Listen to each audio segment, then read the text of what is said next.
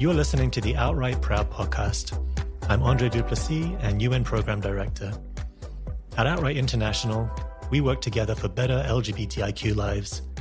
In this episode, we will be talking about the advancement of LGBTIQ human rights in Sub-Saharan Africa with our advocacy officers and partners. Here they are.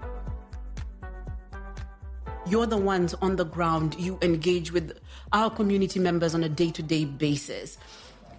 Tell us a little bit about the impact that these reckless actions and words have on LGBTIQ lives.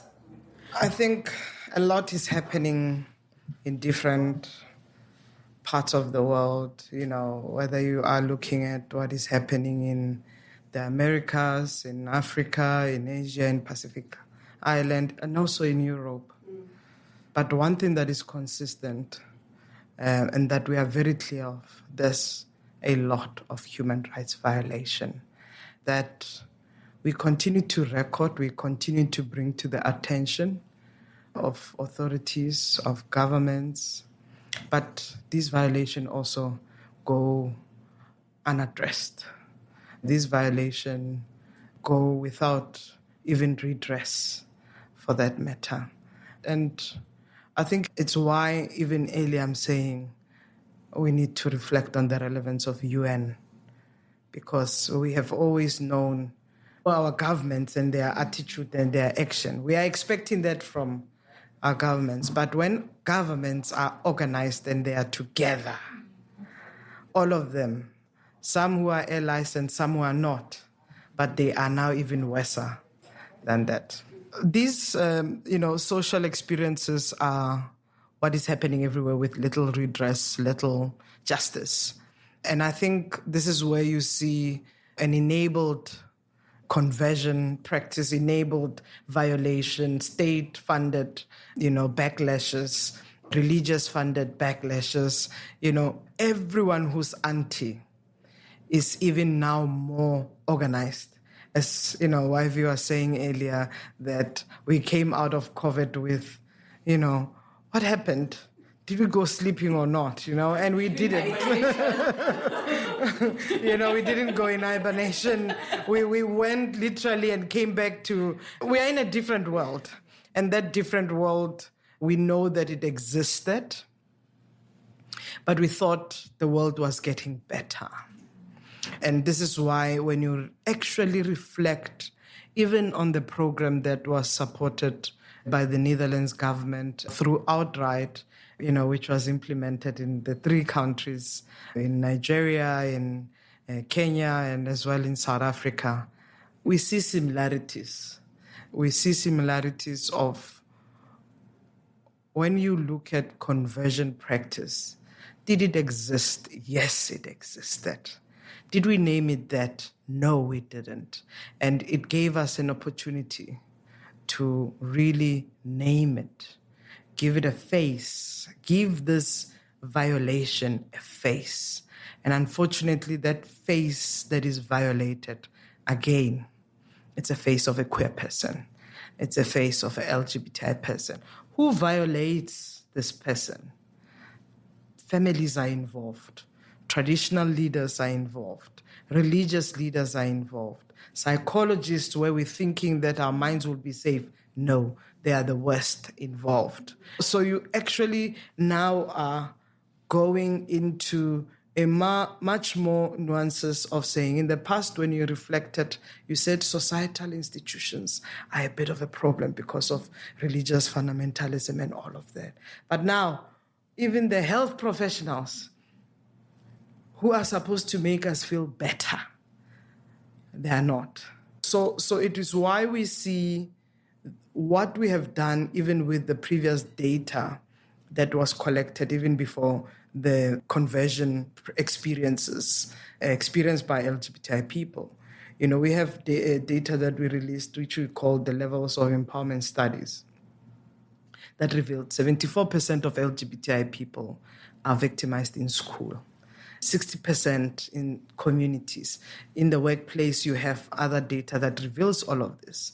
Now, in 2016, we released another report called Love Not Hate, But we also now got in that report that says 88% of LGBTI people in South Africa do not report any violation that they experience.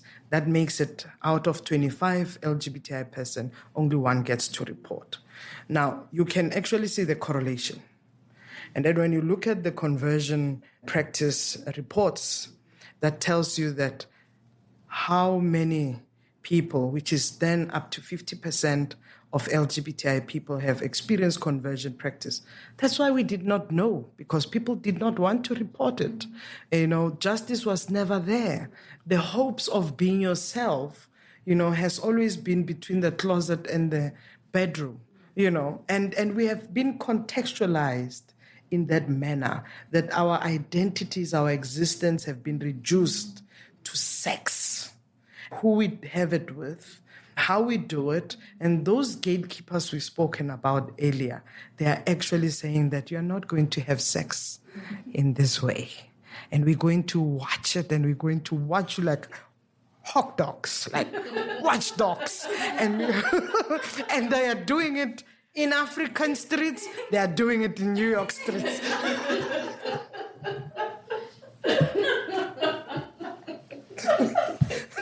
The gatekeepers. The colonizers. Even black on black ones are there. So like, we're going to watch you. We want to go into the bedroom with you. We want to see it. Oh my God, Steve, thank you. Thank you so much. That was funny. But yes, the effects of this rhetoric to the lives, of LGBTIQ plus people on the love as well. And love, yeah, of LGBTIQ plus people on the ground. It's really, really unfortunate that our lives, our realities are things to be contested, right?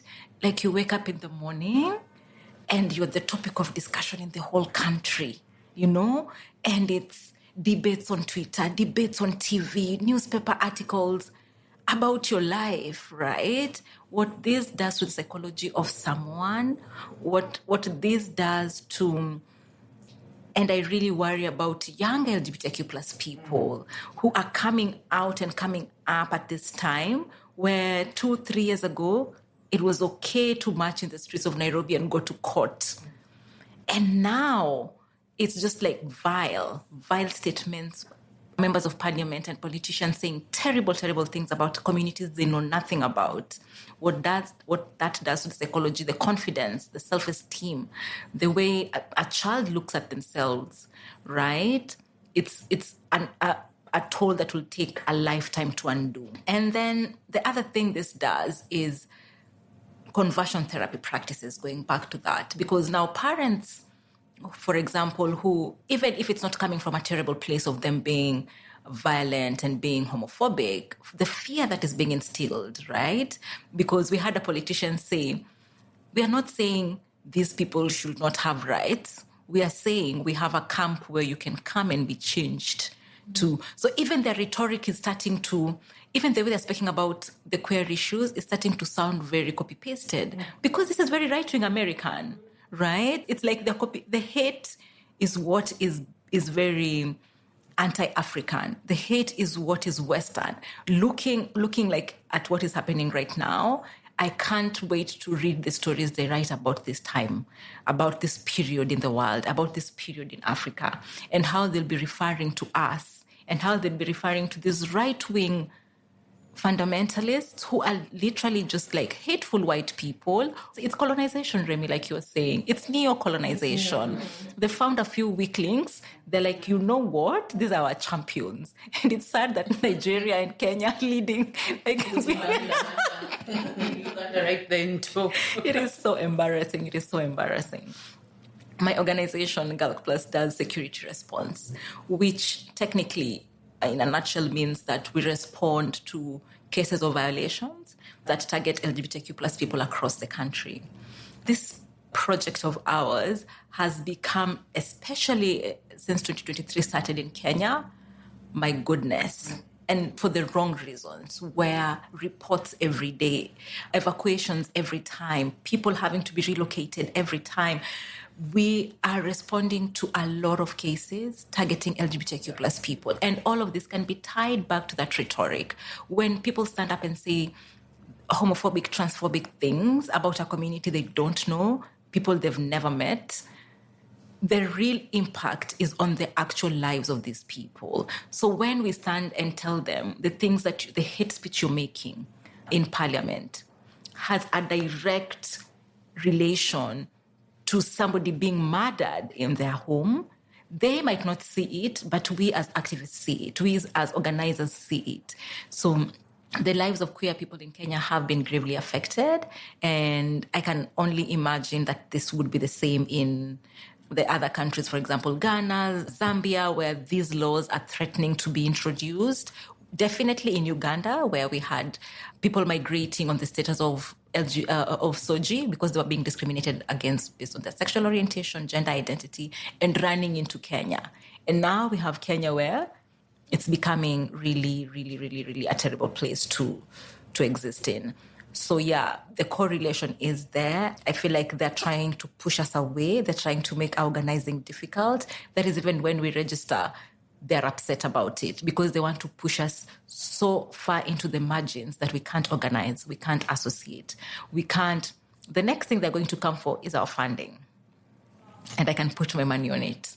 The next thing they're going to do, they'll be like, where are you getting your money? And how can we make that difficult for you? Because this registration is a step towards that, because they know that if you can't register, you can't fundraise, right? So the next thing they're going to try is that, and more push us back into the margins of society.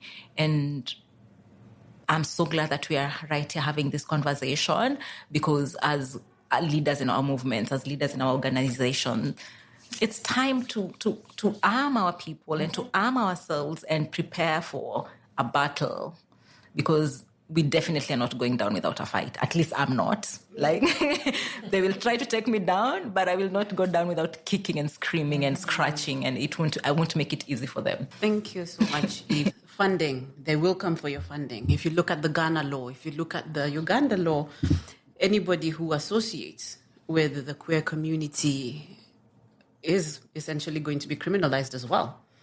If you look at the Ghana law again, and you look at the Uganda law, these allow for conversion practices to be carried out on LGBTIQ individuals. But also these negative rhetorics and this hateful speech that these people are talking really push individuals to a space of self-hatred and internalized homophobia. And the one thing that you all found in the reports that you did is that individuals are going to seek out these harmful practices because they just want to fit in. But it's sad, but it's the reality of what we have found on the ground. Remi, I will turn to you for impact. Nigeria is not easy. I'm just going to reflect very quickly on something you said about language justice. I think you touched on it very briefly when you talked about how the anti-gender movement are opposed to things like intersectionality. Language is it's a huge part of our activism. It's the way we express the work we do. It's the way we communicate with the movable middle, right? So it's not something that the anti-gender movement is very critical about language justice. And why I'm bringing this up is because one of the impacts of LGBT discrimination in Nigeria has been around language. And I'm going to quickly touch on the constitutionality of LGBT rights. The Nigerian Constitution has carefully excluded any right that has to do with sexual orientation or gender identity. The entire Constitution is completely silent on what LGBT right. There's this generic fundamental human right. And even though LGBT plus persons are humans and the only condition to enjoying fundamental human rights is their humanity, even though that exists, it's almost like we need to do more to deserve the same fundamental human rights that is so freely given to every other person. And why I'm really touching on this is because when we look at the rhetoric around African or LGBT plus rights being on Africa, it also boils down to language. When we talk about conversion practices, language is evident. You look at talk therapy, you look at parents trying to convince their kids to change their sexual orientation or conform to the gender binary. Language is a powerful tool, right? If you look at even when LGBT plus persons try to access healthcare, it is still language. It's, I cannot touch someone who looks like you, or you look like an abomination, or you must come from the devil. I mean, language and words are so powerful. The impact of discriminatory laws on LGBT plus persons is really about language. For someone to want to commit suicide because someone else has talked down on them, or they believe like they don't deserve the same right, it still comes out to language. So really, I think we need to start re-strategizing on what we're going to be negotiating at the UN, what we're going to be negotiating at the African Commission, because at the end of the day, this is actually the core of what LGBT plus persons have to face in fighting for their fundamental human rights. Thank you so much, Steve, Yvee, and Remi. And now as we wrap up, what are your final thoughts that you have for our listeners today? What do you want our fellow listeners to take home with them after turning off this podcast? For final thoughts, I just have 2 points. One is, it is not the duty of LGBT plus persons to prove their humanity to anyone. They are human and so therefore deserve fundamental human rights. The second thing I'm going to say is discrimination is only going to continue to exist if activists stop working, and we don't look like we're tired. We don't look like we're stopping anytime soon. We are even more hungry. So yeah, we're going to keep doing the good work. Yvee, over to you. The first thing I would like to say is, just because they're coming for LGBTIQ plus people now, just because they're coming for trans people now, does not mean that any other rights or any other minority people are safe. If you keep quiet now, and because it's very easy to look away because you're not a trans person. You maybe don't even know a trans person in your life. So it's okay to look away when they're coming for trans women. Next, they're coming for sexual reproductive health and rights. After that, they'll come for minority tribes in our country. After that, they will come for Muslims. So my advice would be to stand with us. It's a plea. When they're being unfair, it's unfair. And you should not look at injustice and look away. And to LGBTIQ plus people, it's really, really a terrible time to be queer in the world. It's a terrible time to be queer in Kenya. But just hang in there. Hang in there. Like, we will get to the other side. Steve, over to you. I hate bystanders. I hate people who select. And I know hate is a very harsh word, but I'm going to use it anyway. People who select what solidarity looks like. If people can fly 16, 18 hours or even 5 hours or 2 hours to go to Madagascar and want to feed a child who's hungry, and it's a form of solidarity, which we know because poverty and hunger is real. But when it comes to LGBTI activists who are kept in jail, they're hungry, cold, and nobody flies, nobody stands. For me, hypocrites, complacency is irritating. So I'm not going to sugarcoat. A language of human rights belongs to all human beings. And that, if everybody stands for human rights, they better stand for human rights for all. Thank you so much to my wonderful speakers today. Thank you, Steve Letsike from Access Chapter 2 in South Africa, Yvee Odor from Galck Plus Kenya, and Remi Makinde from the Initiative for Equal Rights in Nigeria. This has been a wonderful, wonderful discussion.